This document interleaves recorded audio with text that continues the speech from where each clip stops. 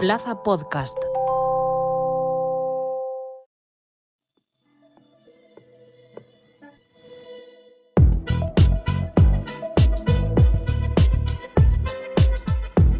Última fila.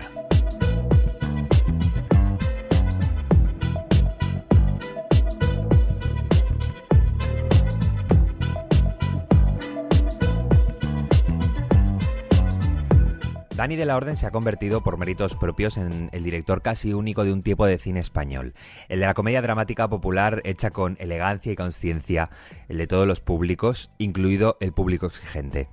En Casa en Flames sigo construyendo esta filmografía con la historia de una familia acomodada que pasa el fin de semana en un casoplón en Cadaqués para empaquetar las cosas y dejarlo listo para que la matriarca la venda. Son una familia distanciada, de padres divorciados e hijos despreocupados. Cada uno de ellos llegan cargados con sus problemas domésticos, pero sin duda la gran tesis de Dani de la Orden es que la familia lo magnifica todo. A partir de aquí nos encontramos una película de diálogo puro y duro, un guión bien armado y un buen puñado de engaños, mentiras y apariencias.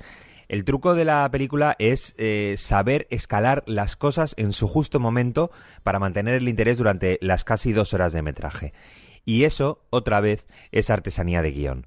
Dani de la Orden consigue casi todo lo que se propone en la película. Poner negro sobre blanco la influencia de la película, hablar de la mentira y sobre todo, aunque a veces quede en un segundo plano, hay una crítica muy bien armada de clase que a mí me parece muy interesante.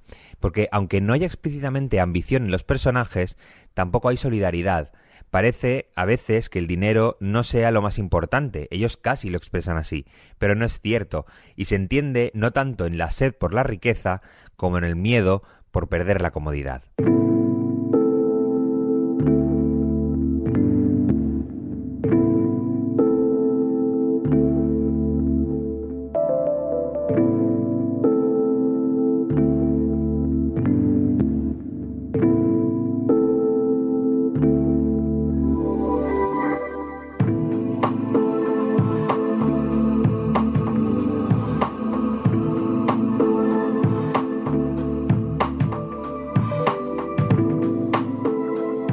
Noura Niashari debutó en Sundance por la puerta grande con Shaida, la película que le valió el premio del público en la sección World Cinema y que se estrena este viernes en salas. En Australia, Shaida, una mujer iraní que ha escapado de un matrimonio abusivo, busca refugio en un centro para mujeres maltratadas junto a su hija de 6 años, Mona. Mientras intenta reconstruir su vida y tramitar el divorcio con su marido Hossein, Shaida se esfuerza por mantener una apariencia de normalidad para Mona. Sin embargo, el régimen de visitas impuesto por la ley que obliga a Mona a pasar tiempo con su padre a solas aumenta la tensión diaria. Shaida, mientras, no pierde la esperanza de comenzar una nueva vida. La historia de Niashari, igual como la de Dani de la Orden, se sostiene por el guión y también sale triunfante. La directora lo consigue no escapándose ni cuando sigue a Hossein y deja a Shaida atrás de la perspectiva de ella. Precisamente en el desequilibrio, en el no querer entender al monstruo, parece que se le entienda mejor. Es una película correctamente maniquea porque si lo va a ser, si hay un monstruo y una víctima, no deben quedar grietas en el personaje de la segunda. Y Shaida no las tiene. Otra vez, el aumento de la tensión son arenas movedizas de las que la directora sabe salir triunfante. Cine de autor canónico, pero muy resuelto.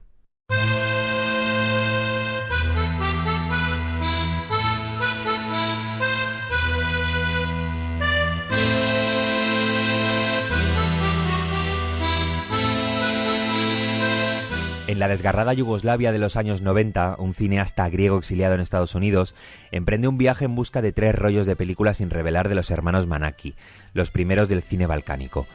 Su odisea le lleva a través de paisajes marcados por la guerra y el sufrimiento, donde se encuentra con personajes que reflejan la pérdida y la esperanza. Hablamos de La mirada de Ulises, una obra maestra de Theo Angelopoulos, a modo de reflexión sobre la memoria, la identidad y el poder del cine para capturar la esencia humana en tiempos de conflicto. A través del viaje de Ulises, del mito del viaje de Ulises, más allá del viaje evidente, también esta película es una metáfora existencial de la búsqueda de la verdad y la reconciliación en una región devastada por la violencia. César Campoy, conocedor y entusiasmado por los Balcanes, se quedó prendado cuando la vio en Los Babel en aquellos años 90, cuando aún la guerra no había acabado. La película quedó como un rumor y fue hace unos pocos años cuando decidió hacer el mismo viaje que el protagonista para descubrir los Balcanes de su mano. Una odisea balcánica, publicado por Báltica Editorial, es el libro resultado de este viaje, y hoy en Última Fila no nos hemos podido resistir a hablar con el mismo César Campoy.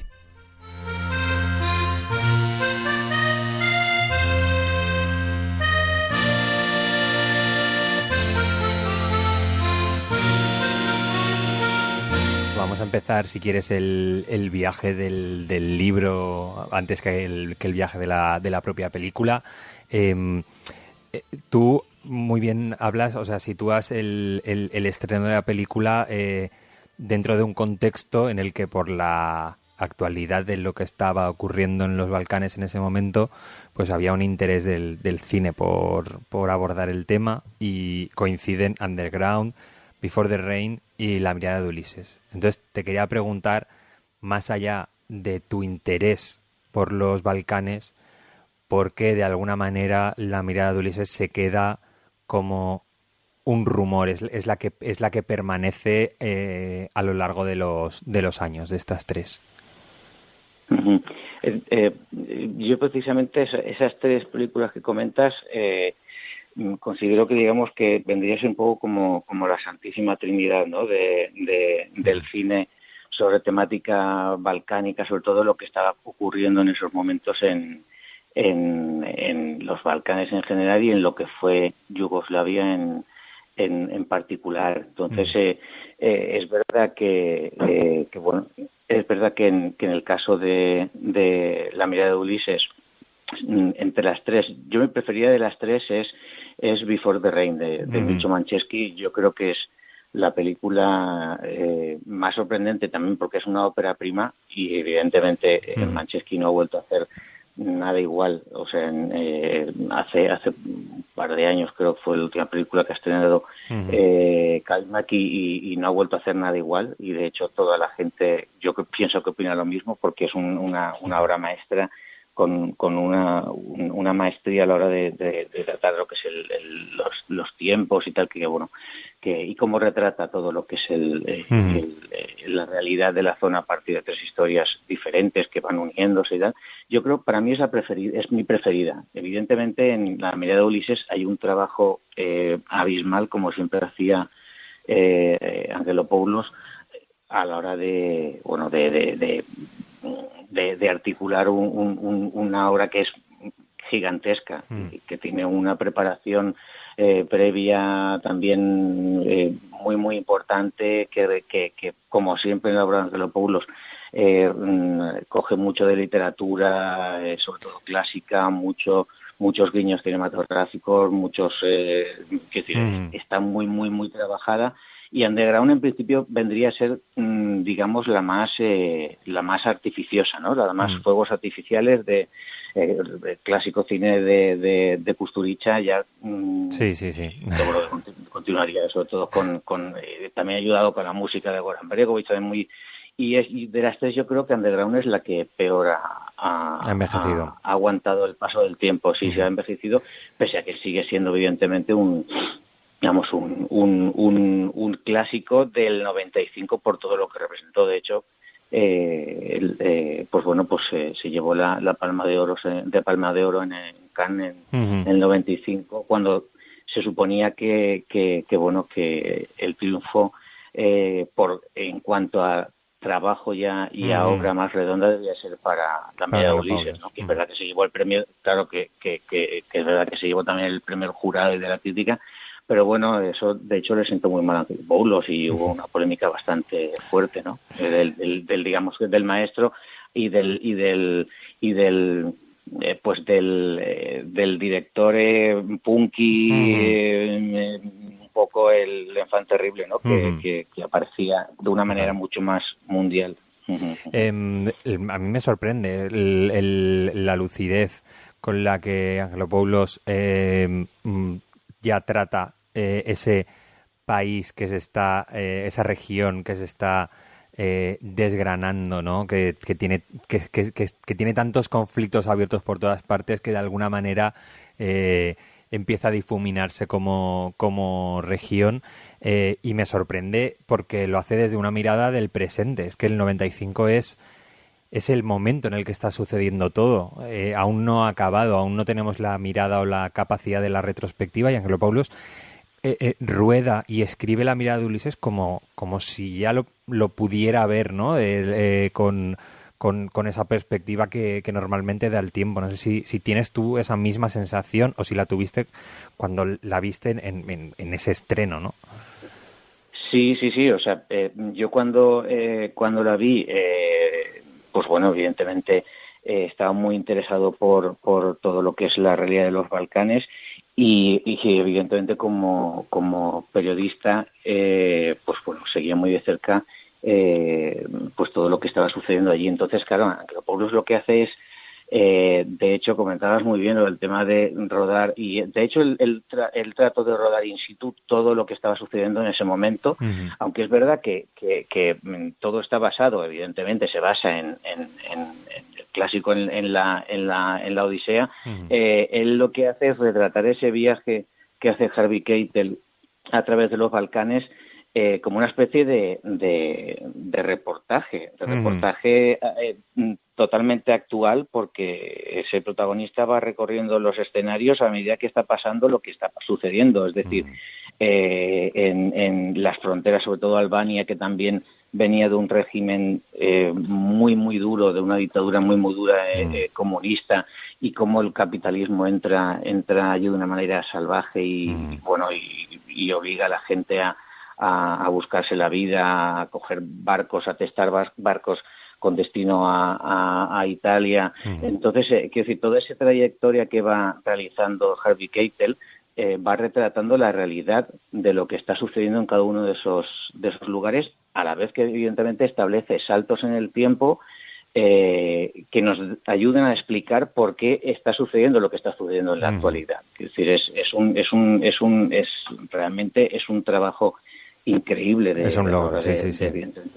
Sí, es un trabajo increíble. Y de hecho, Angelopoulos era un tipo muy, bueno, todos conocemos su ideología, ¿no? Era un comunista convencido, pero era un comunista internacionalista, es decir, un verdadero comunista, ¿no? Es decir, y él evidentemente estaba en contra de las fronteras y trataba muy bien el tema de las migraciones, y evidentemente lo que estaba sucediendo en los Balcanes le ayudaba muchísimo a la hora de explicar por qué las fronteras son inútiles, sobre todo en una región en la que se mueven cada muy poco tiempo, se van moviendo esas fronteras, y la necesidad de que el ser humano empatice con los otros seres humanos que por culpa de unas fronteras, por culpa de la geopolítica, simplemente, como sucede en su película El paso suspendido de la cigüeña, simplemente por el hecho de que una persona dé un paso detrás de una raya pintada por el hombre, significa que su realidad va a ser diferente, ¿no? Claro. Entonces realmente él de hecho él trató incluso de rodar en Sarajevo, que estaba asediada en ese momento, y estuvo a punto de hacerlo, pero bueno, al final por cuestiones de seguridad no se le permitió. Pero Mostar, por ejemplo, seguía Bosnia en guerra, y él sí que pudo rodar allí, ¿no? Precisamente te quería preguntar por las fronteras, y ya hablando de tu propio viaje, ¿no? Porque igual como en La mirada de Ulises está muy claro esa naturaleza absurda de las fronteras, como tú comentabas, me da la sensación de que en una actualidad en la que ya no solamente las fronteras están totalmente naturalizadas, sino que incluso naturalizamos el hecho de la extrema crueldad, ¿no? O incluso se piensa en reforzarlas. Tú también en el libro quieres que esa road movie tenga, o sea, las fronteras tengan esa misma importancia que tiene la película, y lo destacas en el libro como cada autoridad de cada país tratan y sus fronteras de alguna manera son reflejo de la ideología y de las heridas que aún arrastra cada país, ¿no? En tu libro también se nota que en el presente las fronteras también son reflejo de mucho, ¿no? Sí. De hecho, sobre todo en la época en la que hice el viaje, sigue sucediendo. Es decir, la vía balcánica, que es una de las vías que eligen, de las rutas que eligen muchos migrantes o refugiados de guerra de países, sobre todo de África, de Asia, que tratan de entrar a Europa y bueno, muchos consideran que entrar por los Balcanes puede ser un poco más, a priori, un poco más sencillo, y es todo lo contrario, ¿no? Yo cuando hago ese viaje me encuentro con que en Grecia sigue habiéndolos también, pues eso, muchos campos de refugiados. Y bueno, y en ese momento se corrió un rumor como que Grecia estaba como que facilitando un poquito, haciendo un poquito la vista gorda para que la gente pudiera atravesar esa ruta y pudiera seguir hacia arriba. Su destino, realmente el destino deseado siempre es pues Alemania, Austria, es decir, estos países que ellos consideran que para ellos va a suponer unas condiciones de vida mejor. En esa ruta ellos realmente se encuentran la hostilidad muy muy muy muy fuerte de todos esos países balcánicos, que algunos no forman parte de la Unión Europea y realmente se encargan de tratar con bastante crueldad las autoridades, incluso milicias civiles que se apuestan por toda la frontera, e incluso al llegar ya a la parte de la Unión Europea que sea Croacia, la policía croata también se emplea con bastante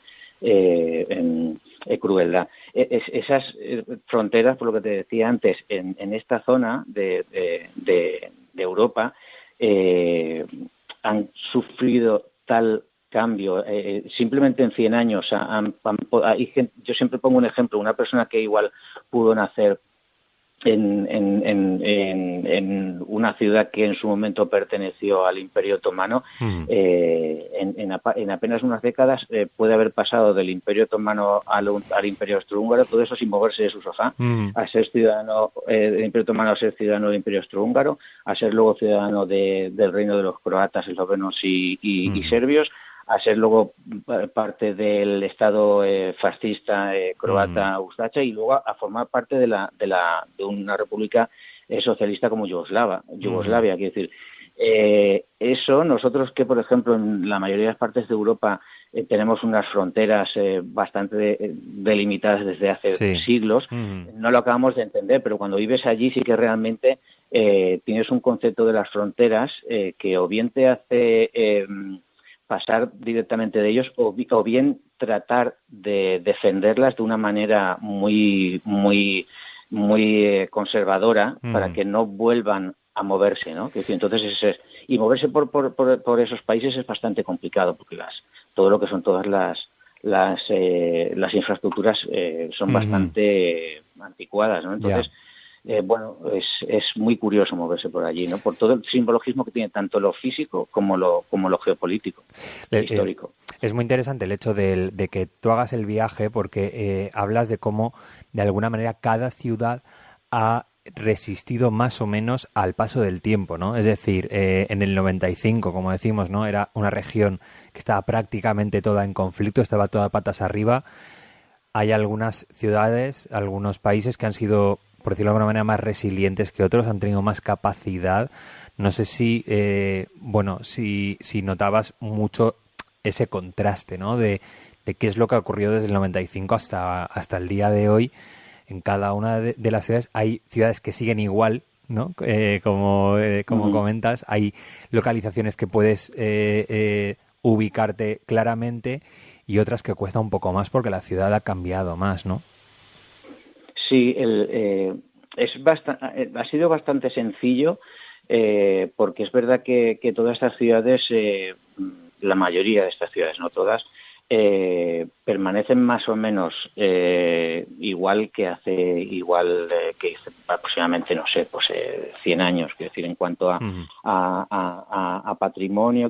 Aquí, por ejemplo, en Valencia ha sucedido que en décadas, por ejemplo, en la década de los 60 y los 70, muchísimo patrimonio se construyó sobre él, quiero decir, y muchos. En cambio, en estas ciudades tú paseas por Bitola, evidentemente por Sarajevo, pese a todo lo que ha sufrido, y toda la parte, digamos, del legado otomano, por ejemplo, en Sarajevo, sigue estando perfectamente identificable. En Bitola, ese paseo con las embajadas, porque Bitola es una ciudad que yo creo que la mayoría de la gente ni conoce, pero es una ciudad que tuvo una importancia tremenda a lo largo de la historia, incluso a principios del siglo XX, es decir, porque allí había embajadas y consulados de las principales potencias europeas, quiero decir. Entonces, lo que pasa es que a mí no me ha costado mucho encontrar las localizaciones de la mirada de Ulises, de la película, porque realmente muy poco han cambiado las cosas. Evidentemente, en el caso de Albania, por supuesto que ha mejorado bastante, porque la época comunista de Albania fue bastante a nivel de infraestructura, acabó siendo un país autárquico y la pobreza, evidentemente. Pero realmente a mí no me ha costado mucho localizar esos lugares, ¿no? Es decir, que incluso ciudades importantes. Se ha contrastado, claro, los Balcanes, también es como interesante el hecho de es una región que de alguna manera comparten una cultura, pero también cada región, o sea, dentro de la región hay como muchas hay idiomas diferentes, hay etnias diferentes, hay pueblos diferentes. Entonces, no sé si la historia que ha ido como generando esos países independientes, no sé si tú sientes que se han contrastado más esas diferencias o sigue manteniéndose esta idea de una identidad común. El nacionalismo se ha incrementado y de una manera muy importante. Quiero decir, todos los países balcánicos, que simplemente el hecho de pensar que hay estados que existen, pues que hace 40 años no existían, o 30 años no existían, que con la caída de la URSS estamos hablando de que Yugoslavia se parte en Eslovenia, en Croacia, que entran en la Unión Europea y evidentemente ya no tienen nada que ver con los que eran sus hermanos pobres, porque eran las dos repúblicas más ricas, y ellos, incluso los croatas y a los eslovenos no les gusta que les digan que son países balcánicos, ¿no? Porque consideran que como algo despectivo, ¿no? Y fíjate toda la cantidad de estados que surgen de ahí, igual que de la caída del comunismo. Entonces, el nacionalismo allí juega un papel muy importante, sobre todo también por una clase política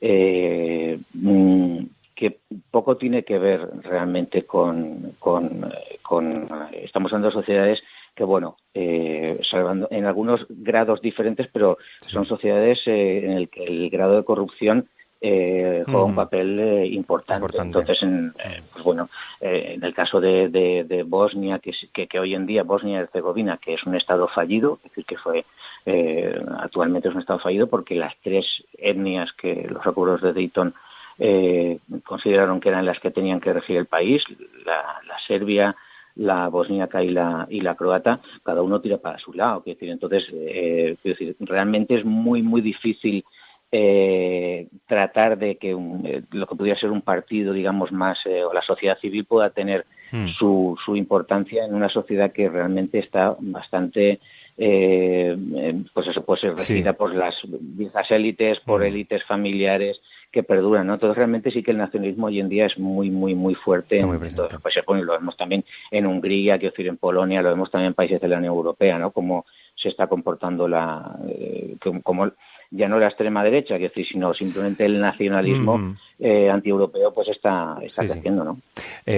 Una última pregunta que te quería hacer. Obviamente, la búsqueda de las tres bobinas que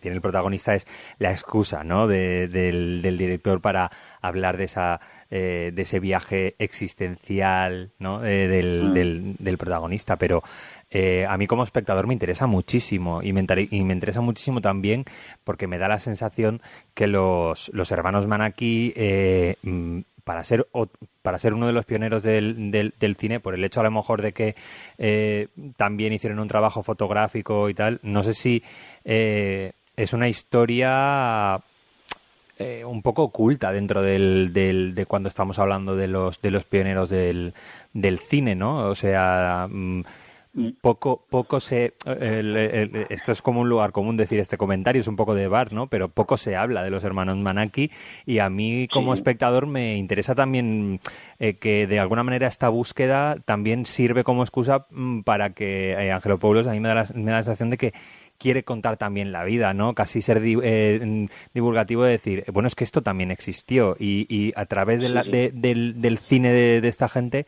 también se habla de unos países, se habla de una historia, y esto es historia del cine, ¿no? Sí, estoy de acuerdo. Evidentemente los estudiosos y los expertos en historia del cine sí que conocerán a Milton y a Yanaki Manaki, pero es cierto que muchísima del material tanto fotográfico como fílmico que existe de la época en la que ellos vivieron y bueno, sobre todo trabajaron, o sea, viene de sus archivos, es decir, ellos se recorrieron toda la región, fueron fotógrafos oficiales de esos regímenes que comentábamos que iban variando, que fueron fotógrafos oficiales de sultanes, fotografiaban a bandidos, que a la realeza, trataban, o sea, se puede seguir muy bien, y yo, por ejemplo, en el viaje que realizo y que retrato en una odisea balcánica, para mí es emocionante ya no solo seguir los pasos del personaje de Harvey Keitel en La mirada de Ulises, sino también encontrar los lugares que fueron filmados o fotografiados por los hermanos Manaki. Y te puedo asegurar que en todos los Balcanes podrás encontrar algo. Quiero decir, en Bitola, por ejemplo, con la visita de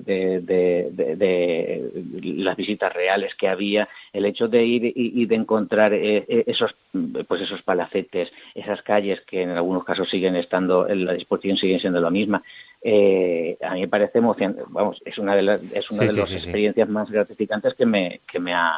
Pero sí, evidentemente los hermanos Manaki.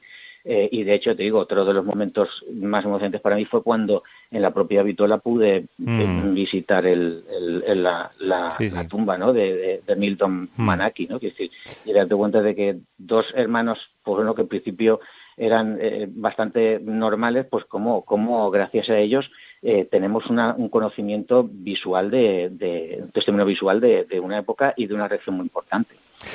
Pues una odisea balcánica es digno sucesor de la emoción y la profundidad con la que, pues los que hemos visto la mirada de Ulises, pues sentimos, ¿no? La mirada de Ulises, para quien no la haya visto, es una obra de culto, yo creo que imprescindible para ver.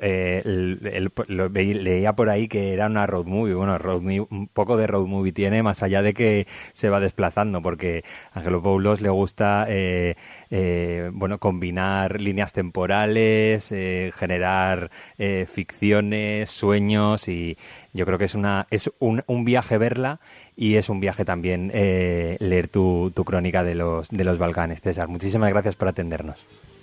Gracias a ti, Álvaro.